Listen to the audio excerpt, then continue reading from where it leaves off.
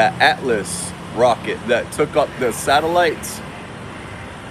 Since 1991, they've been shooting Atlas rockets from Cape Canaveral with payloads that are satellites that sit up in orbit, and they're communication satellites.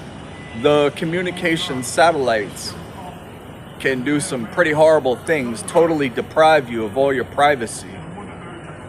One of the girls that uses the satellites to deprive all my privacy lives in this building right here.